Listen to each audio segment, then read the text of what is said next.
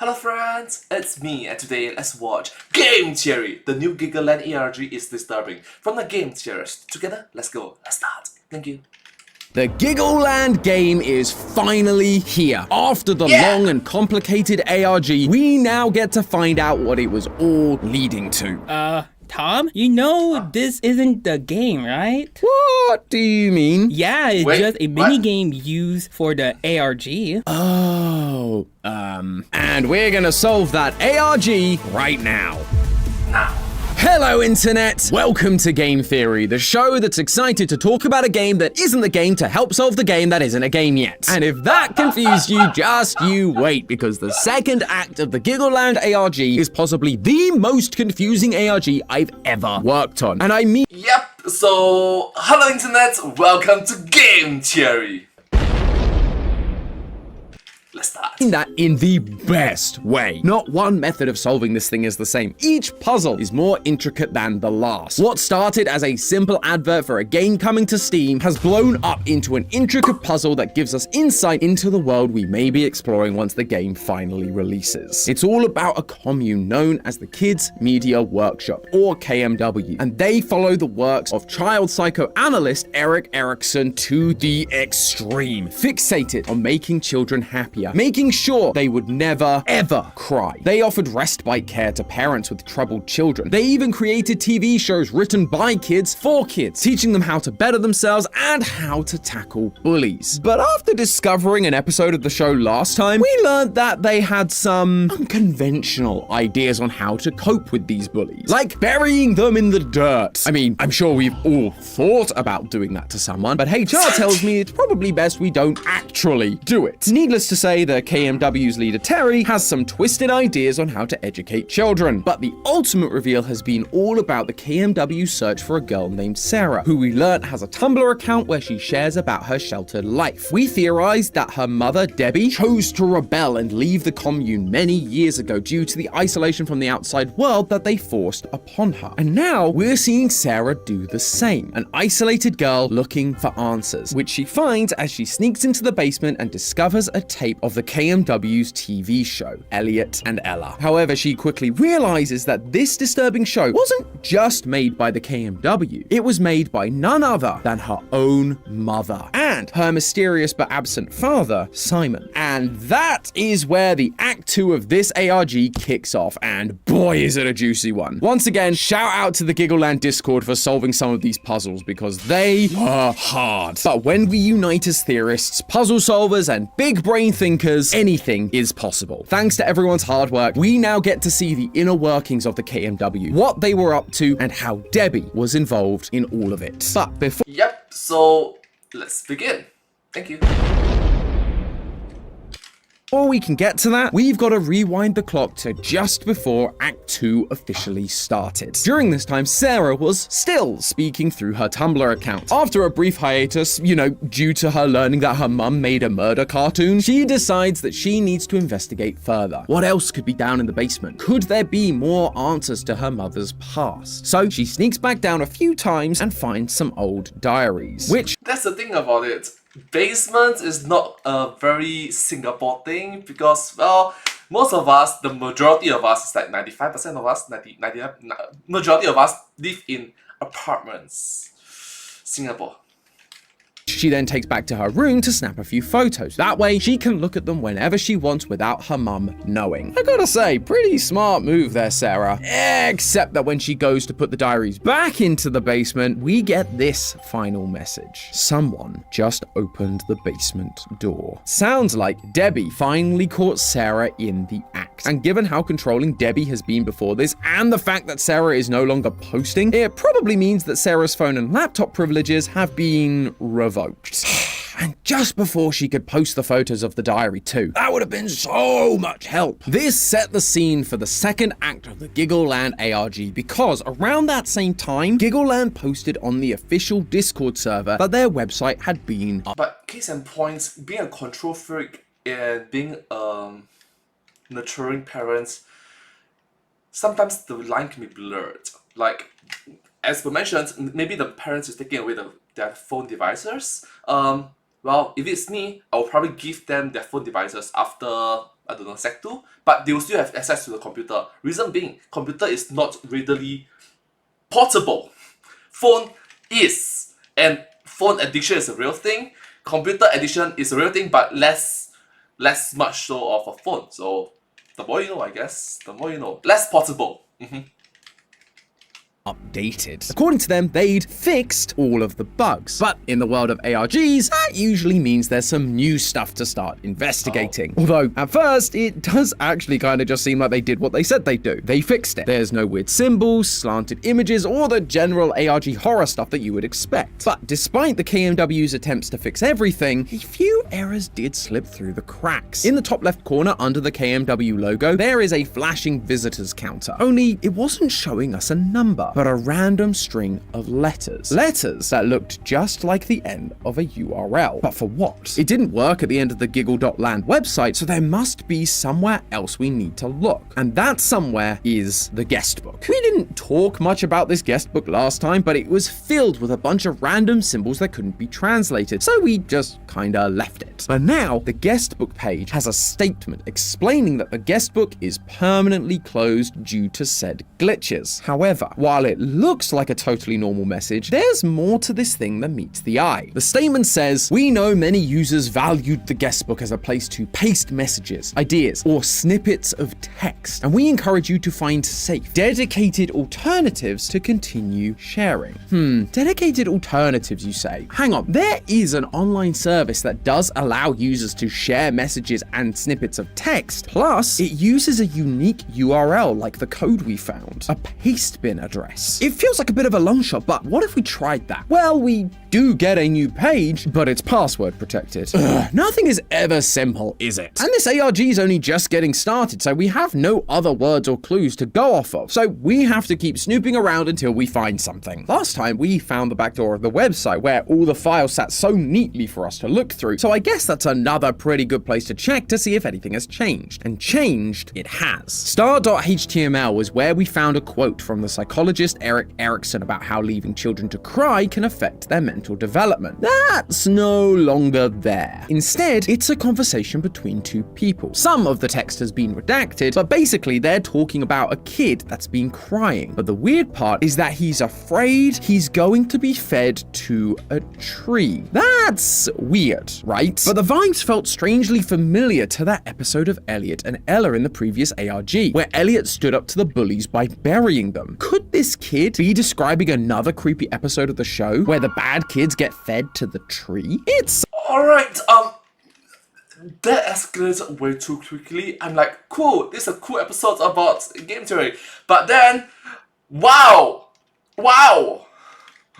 something to think about, but there's a more important detail here for right now. Discord user Cass discovered that the font used on this page is actually different from the others. Some of the capital letters are not in the right order. S is where A should be, F is where B should be, and we don't see those letters appear in the font data. User Rinchi also noticed that the start of each line begins with the same letters that are incorrect in said font data. So by writing all of those letters down and then replacing them with the correct letters, S equals A, F equals B, L equals C, and so on, we get the word crybaby, which once again ties us back to the teachings of Erik Erikson and his belief that leaving a baby to cry would seriously affect the child's trust in people. Maybe we're about to dive into the psychology of children a little more. So let's put the word crybaby in. No, you shouldn't be saying that. If I'm not wrong, maybe I'm wrong, okay?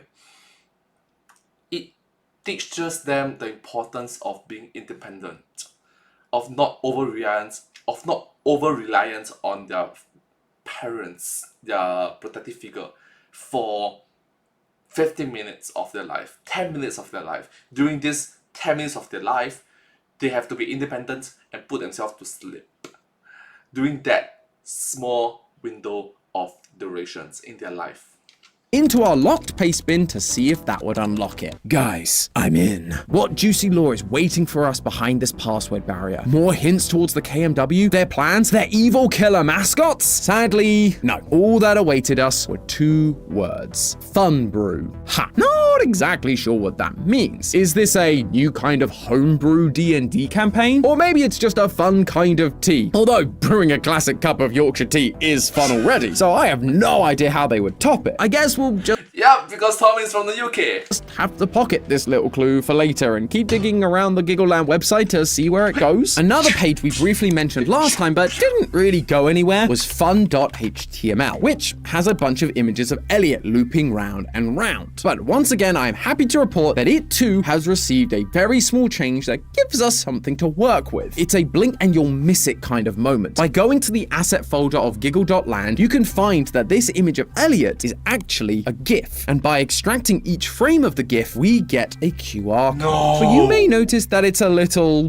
for a QR code. And it is, because this is what is called a micro QR code. Micro QR codes are unusual as you can't just use your phone's camera to scan it. You have to use a dedicated app, although they are easy enough to get your hands on. And when you scan this one, you get the word lifeless. This one feels a little less connected than Crybaby, although it's definitely more connected than Fun Brew. I guess lifeless could relate to what happens to a child that is a crybaby. Like they become an untrusting, lifeless husk of a person, but I'll admit that feels like I'm clutching at straws. Clearly, Yeah, bro, don't dive too deep into the rabbit hole.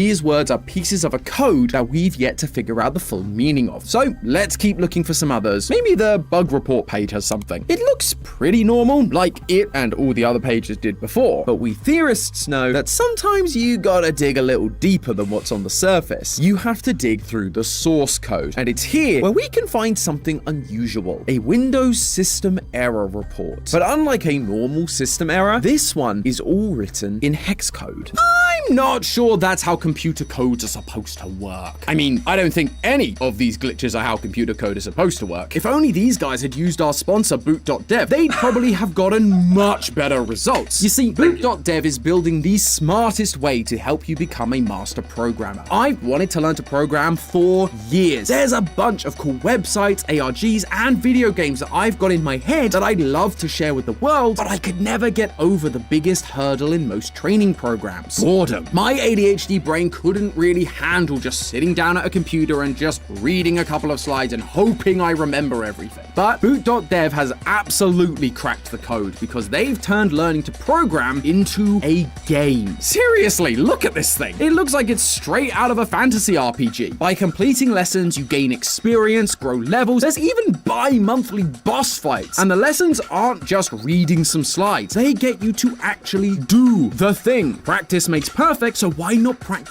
writing code while you're learning to write code? They have a bunch of courses for whatever kind of project you're making too. You can learn Python, JavaScript, TypeScript, Linux, you name it, they've got it. So if you're like me and you want to get your own indie horror ARG off the ground, or you're just looking for a fun way to learn a new skill, head on over to boot.dev or click the link in the description and try it out for yourselves. The courses can all be tried for free. Plus, if you end up loving it and want to go all in, you can use my code Game Theory to get 25% off your entire first year if you choose an annual plan. Thanks again to boot.dev for sponsoring this video, but sadly, while I may now be equipped to not make coding errors, the Giggleland website isn't. So I'd better figure out what this hex code means. Hex code is just Alright, so thank you so much for supporting the game theorists in this video, so thank you. Thank you so much. a bunch of numbers and letters that correspond to a specific letter, and it converts to the phrase, "It wears my skin." Okay, now we're getting to the creepy stuff. But who is saying this to us? My mind went straight to Elliot from the secret episode of Elliot and Ella. We see him stand up to the bullies and a bunch of weird glitches happen. Suddenly, they're all buried and Elliot is fine, as though something took over him. The website also used to be riddled with pentagrams, upside down crosses, and other symbols, so it felt like there was some kind of demonic possession taking place with these creepy mascots. The idea of it wearing my skin could also be pointing us in that direction. When Elliot is being bullied, he becomes possessed. A demonic spirit takes control of him, wearing his skin, as it were, making him do these horrible things.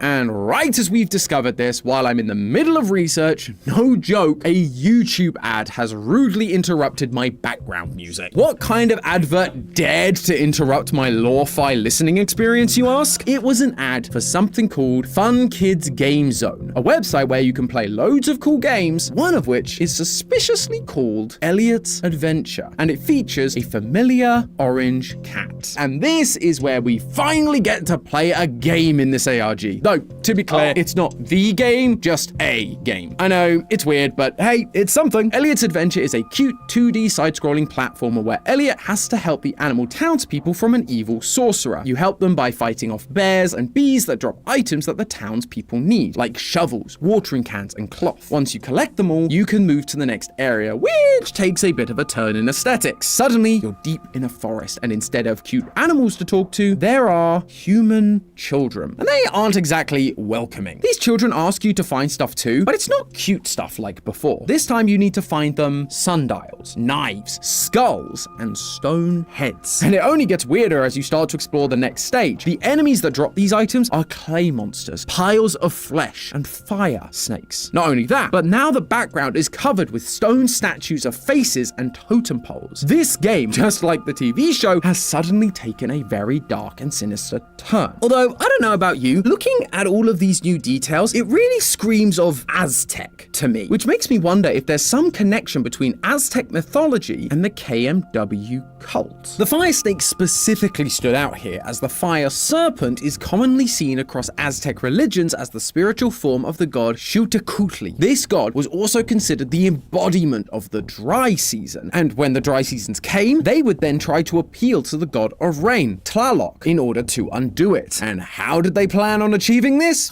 Oh, nothing major, just an itty bit of child sacrifice. Is this why we saw the KMW putting on the facade of giving parents respite by looking after their children to lure troubled children into their care where they could be sacrificed? And it gets even crazier than that, because one of the other gods in Aztec culture is Xipe-Totec, also known as our Lord the Flayed One. Like with the other gods, Aztecs performed a ritual for this god, this time symbolizing the shedding of the old and new growth, similar to how a seed sheds its husk when it blooms into a flower. But the way Aztecs symbolized this and gave praise to this deity is where things get real dark. They would not only sacrifice people like we've mentioned, they would then wear their skin. Guys, if you just want to show people you've changed, get a haircut. But suddenly that quote, "it wears my skin," has a whole new and far more literal meaning. Whoever was sending this message had literally been part of the ritual, becoming the skin that someone wore. Ugh, I hope this isn't what's happening in this story, but the pieces are just fitting together all too nicely. Perhaps the ending of Elliot's Adventure will confirm or deny this chilling comparison. And the awkward thing is, if it is kind of true,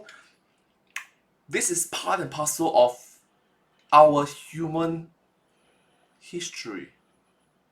It may not be part of your cultural history, it may not be part of your ethnicity history, but it is collectively part of planet Earth human history. Oh, this dark. Very dark. A bunch of different endings in this game, and all of them are weird in their own ways. When you complete the game normally, it suddenly cuts to everyone cheering for Elliot. Despite never encountering the sorcerer, apparently you somehow defeated them. But then it cuts to black and red text appears. What did you do to the sorcerer, Elliot? And then the game reboots. If this sorcerer is supposed to appear after you collect the strange Aztec items, it could be one of the Aztec gods we suspected is at the center of this evil child cult. Another ending comes from giving rare items to the NPCs. If you give a blanket to one of the children in the second village, she tells us this is a blanket that her family gave her, and now she wants to go back home, but she is told she can't. Once this conversation ends, an image is automatically downloaded to your computer. This image is of a man called Rene Spitz, another child psychoanalyst like Erik Erikson. He was known for his study of children's development when they were deprived of a caregiver, how it can impede their mental development, but even increase infections and mortality rates. The child we speak to in this game says they want to go home, but she is told she can't, much like we learned about Sarah's mum Debbie in Act 1. The KMW is taking children away from their parents, willing or otherwise. But that feels a little weird, right? Last time, the idea of Erik Erikson was to stop the bad thing happening, to stop the kids crying out like he taught. But here, we are seeing them do exactly what Rene Spitz tells them not to do. Are they just doing it to make them weaker and easier to sacrifice? Or is it something else? Like they're weeding out the weak. The children sacrificed to the rain god Tlaloc in Aztec rituals often needed to be brought to tears before being sacrificed as a good omen for the rains to come. So maybe this is how they pick which get sacrificed and which become like Debbie and Simon. If they break down and cry because they've lost their caregiver, you sacrifice them. If they go down the path of Erik Erikson and stop crying, they become part of the cult. After this interaction with the NPC, the game resets and you can complete it as normal. But instead of the townspeople cheering for Elliot, he is alone and confused. Suddenly, the game glitches out and the text box begins to show a bunch of numbers. And I mean a lot of numbers.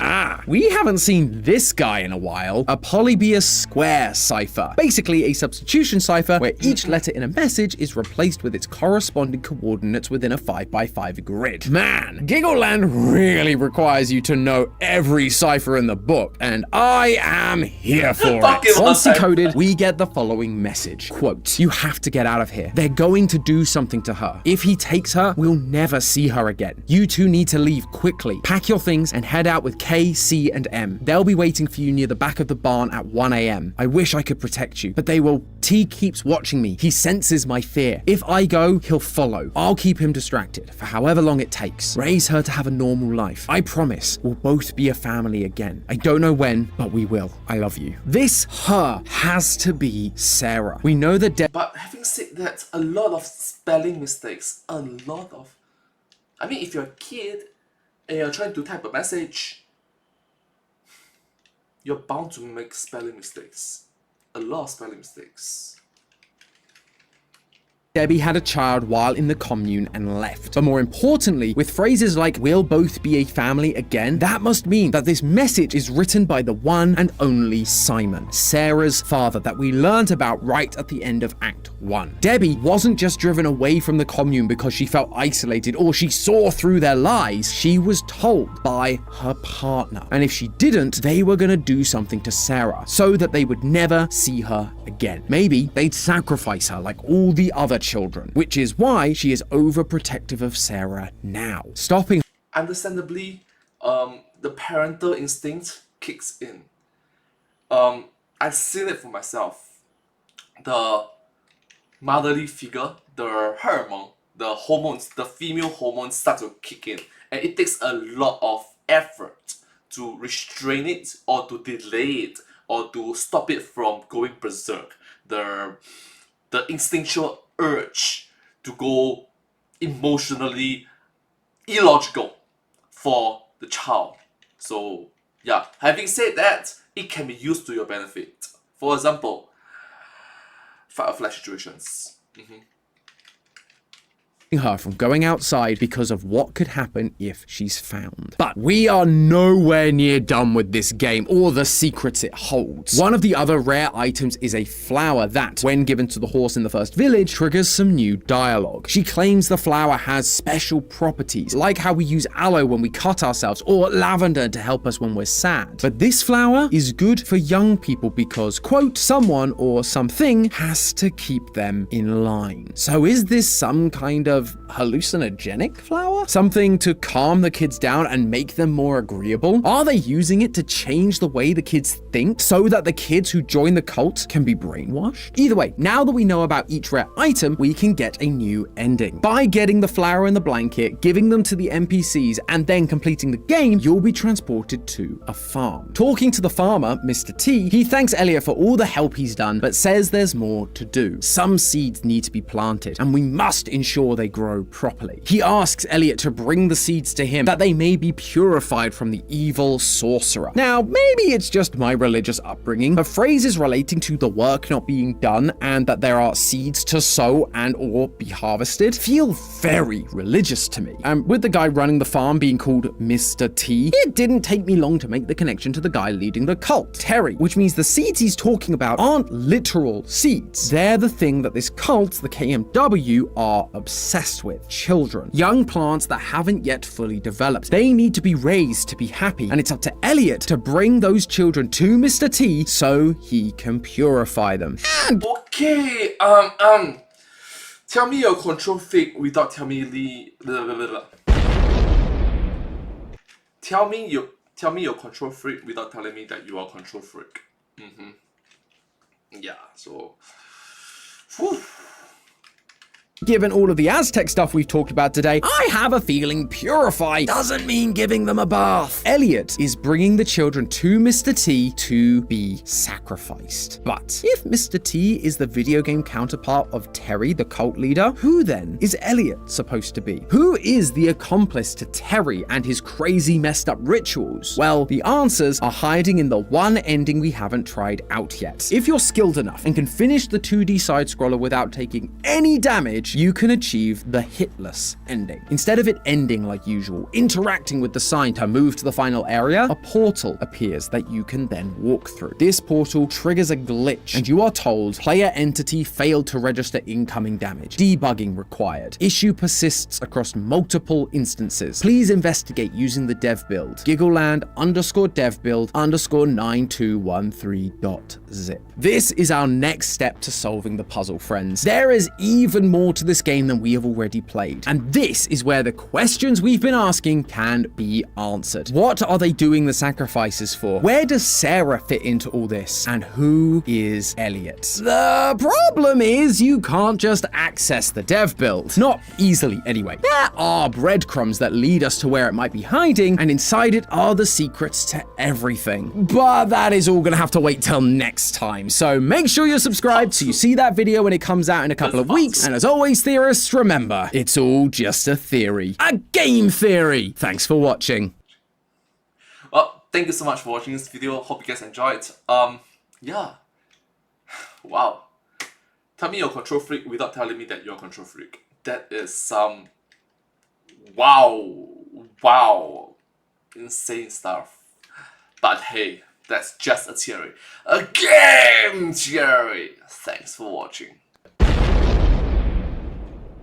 Thank you. Subscribe.